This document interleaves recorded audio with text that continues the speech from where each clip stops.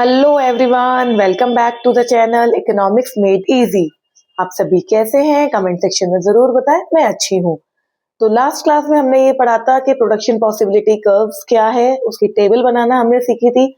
आज हम सीखेंगे, आज हम पढ़ेंगे उसकी प्रॉपर्टीज, कर्व को शिफ्ट कैसे किया जाता है और कर्व को रोटेशन कैसे होता है।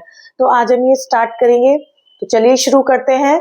तो सबसे पहले मैं थोड़ा सा रिकैप दे दूं। मैंने आपको बताया था कि प्रोडक्शन पॉसिबिलिटी कर्व कैसे बनता है। ये दो एक्सिस हो गई, वाई एक्सिस और एक्स एक्सिस, ये ओरिजिन, ये गुड ए, ये गुड बी। मैंने आपको बताया था कि हमारे 6 आउटकम्स थे या पॉसिबिलिटीज थी या कंपोनेंट्स थे जिन पे हमारा पॉसिबिलिटी कर्व बन रहा था ऐसे करके। तो हम ये मान रहे थे कि ये जितने भी पॉसिबिलिटीज, जितने भी कॉम्बिनेशंस आए हैं, इन पे हमारे रिसोर्सेस कैसे हैं? फुली यूटिलाइज्ड है। कैसे हैं हमारे रिसोर्सेस? Fully utilised. अगर मैं यहाँ पे एक पॉइंट ले लूं और यहाँ पे एक पॉइंट ले लूं, तो यानी कि ये जो पॉइंट है इसको मैं बोलती हूँ अनअटेनेबल पॉइंट। क्यों बोलती हूँ अनअटेनेबल पॉइंट? क्योंकि ये एक ऐसा पॉइंट है जहां पे मैं कभी पहुंच ही नहीं सकती। एक ही कंडीशन में पहुंच सकती हूँ, या तो मैं अपने रिसोर्सेज को बढ़ाऊं। बट प्रॉपर्टी अजम्पशंस में हमने क्या पढ़ा था कि हमें रिसोर्सेज फिक्स्ड रखने हैं, तो इसलिए ये अनअटेनेबल पॉइंट है। और ये जो पॉइंट है ये है अंडर यूटिलाइजेशन। अंडर यूटिलाइजेशन यानी कि हमारे रिसोर्सेज वेस्ट ज्यादा हो रहे हैं और यूज कम आ रहे हैं। तो ये जो पॉसिबल कंपोनेंट्स है, पॉसिबल आउटकम्स हैं, कॉम्बिनेशन है, इस पे हम मान के चल रहे हैं हमारे रिसोर्सेज कैसे हैं? Fully utilised. आई होप आपको अच्छे से समझ में आया होगा। अब हम स्टार्ट करते हैं इसकी प्रॉपर्टीज। अब देखिए, प्रॉपर्टीज बहुत इंपॉर्टेंट है, आप अच्छे से समझिएगा। Most important. देखिए, फर्स्ट प्रॉपर्टी में आपको बताती हूँ। सबसे पहले आपको क्या दिख रहा है कि ये कर्व कैसा है, इसका स्लोप कैसा है? तो कर्व कैसा है? Downward sloping. कैसा है? Downward sloping. क्यों है? Because of inverse relation between two goods. दो गुड्स के बीच हमारा रिलेशन कैसा है? उल्टा है। अगर एक का प्रोडक्शन बढ़ाना है तो दूसरे को सैक्रिफाइस करना पड़ेगा। तो इसलिए इसको क्या बोलते हैं? Downward sloping. आप पूरे इकोनॉमिक्स में 30 से 40 ग्राफ पढ़ेंगे और ग्राफ दो ही स्लोपिंग के होंगे, या तो डाउनवर्ड स्लोपिंग होगा या अपवर्ड स्लोपिंग होगा। डाउनवर्ड स्लोपिंग होगा जब हमारा रिलेशन कैसा होगा? Inverse relation. और डायरेक्ट अपवर्ड कब होगा? जब हमारा रिलेशन कैसा होगा? डायरेक्ट होगा, यानी कि या तो दोनों चीज बढ़ रही होंगी या दोनों चीज डाउन हो रही होंगी। इनवर्स में एक चीज बढ़ेगी, एक चीज कम होगी। समझ में आया? सेकंड है शिफ्टिंग ऑफ कर्व। हमारा जो कर्व है वो दो जगह शिफ्ट हो सकता है, इधर राइटवर्ड और लेफ्टवर्ड। आइए समझते हैं। देखिए, ये मेरा पीपीसी कर्व है, ये गुड ए, ये गुड बी। ठीक है। अब मेरा जो कर्व है वो राइटवर्ड शिफ्ट हो रहा है। राइटवर्ड शिफ्ट यानी कि मेरे जो रिसोर्सेज हैं वो मैंने बढ़ा दिए, तो मेरा कर्व जो है वो राइटवर्ड शिफ्ट हो जाएगा। रिसोर्सेज बढ़ाने के लिए, जैसे मेरे पास एक लैंड है, मैंने एक और परचेज कर ली, बढ़ा दिए, तो उस सिचुएशन में, उस सिनेरियो में मेरा कर्व राइटवर्ड शिफ्ट हो जाएगा। Shift to rightward, rightward.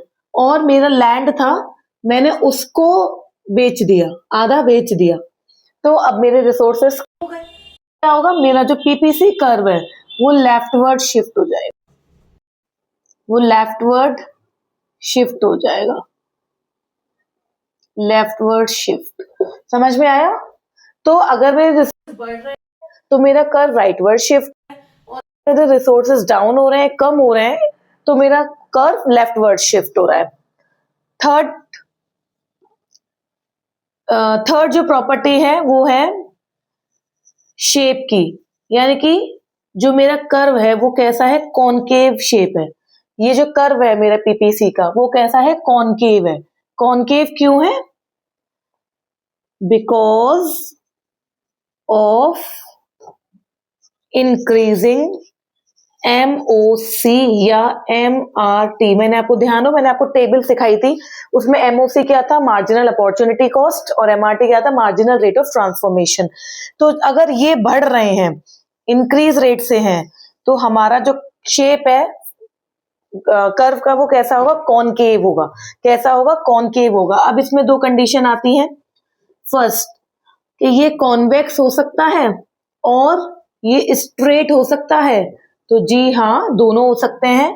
Convex कब होगा, उल्टा, जब हमारा एमओसी और एमआरटी कैसा होगा, डिक्रीज होगा। डिक्रीज होगा एमओसी और एमआरटी। समझ में आया। और स्ट्रेट कब होगा, ये सेकंड सिचुएशन, जब हमारा एमओसी या एमआरटी कांस्टेंट हो जाएगा। इसका मैंने आपको एग्जांपल दिया था, मैं फिर दे देती हूँ कि मैंने आपको एक असम्पशन भी लिखवाया था कि हमारी जो रिसोर्सेज, हमारी जो लेबर है वो इक्वली एफिशिएंट नहीं है। मैंने मेरा एग्जांपल दिया था कि मैं कॉमर्स पढ़ाती हूँ, तो क्या मैं साइंस उतनी एफिशिएंटली पढ़ा पाऊंगी। तो ये दोनों पॉइंट तो यहाँ आ गए, कॉनकेव और कॉन्वेक्स। स्ट्रेट में क्या होगा कि मैं अब इतनी एफिशिएंट हो गई हूँ कि मैं कॉमर्स के स्टूडेंट्स भी पढ़ा सकती हूँ और साइंस के स्टूडेंट भी पढ़ा सकती हूँ। तो उस सिचुएशन में मेरा जो पीपीसी होगा वो स्ट्रेट हो जाएगा। तो कैसे होगा, ये मेरा पीपीसी है कॉनकेव शेप, कॉन्वेक्स में ऐसा जाएगा और स्ट्रेट में ऐसा जाएगा। समझ में आया अच्छे से, आई होप अच्छे से क्लियर हुआ होगा ये पॉइंट। अब हम स्टार्ट करते हैं रोटेशन। एक पॉइंट और रह गया है रोटेशन का, मैं इधर ही समझा देती हूँ, ये जगह जो बची है। एक पॉइंट और रोटेशन, कि हमारा पीपीसी का रोटेट कब होता है। दो सिनेरियोज हैं।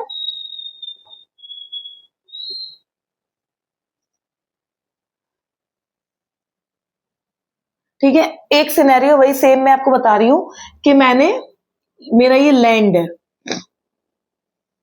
मैं इस पूरे लैंड पे आधे पे ए का प्रोडक्शन कर रही हूँ, आधे पे बी का प्रोडक्शन कर रही हूँ। मैंने एक और लैंड खरीद लिया और अब इसमें मैं बी का प्रोडक्शन कर रही हूँ। तो क्या हो रहा है, मेरा बी का प्रोडक्शन बढ़ रहा है। तो बस यही है, जब ये गुड ए है, ये बी है, ये ए है, ये बी है। तो जब मेरा बी का प्रोडक्शन बढ़ रहा है तो मेरा जो पीपीसी कर रहा है वो ऐसे शिफ्ट हो जाएगा, क्योंकि रिसोर्सेज बढ़ रहा है, मेरे प्रोडक्शन बढ़ रहा है, पर एक प्रोडक्ट पे तो कोई फर्क ही नहीं पड़ रहा। तो मेरा ऐसे बन जाएगा, रोटेट हो जाएगा मेरा पीपीसी का। यानी कि ए गुड पे तो कोई फर्क ही नहीं पड़ा, वो तो मैं जितना प्रोडक्शन कर रही थी उतना ही है। बी का प्रोडक्शन मैंने बढ़ा दिया, तो बी का प्रोडक्शन का जो कर्व है वो राइटवर्ड शिफ्ट हो जाएगा। वाइस वर्सा, अगर मैंने बी का प्रोडक्शन कम कर दिया, यहां से भी कम कर दिया, तो जो मेरा बी का प्रोडक्शन है वो लेफ्टवर्ड शिफ्ट हो जाएगा, जैसा कि मैंने आपको शिफ्टिंग में बताया। तो मेरा कर्व ऐसे बन जाएगा।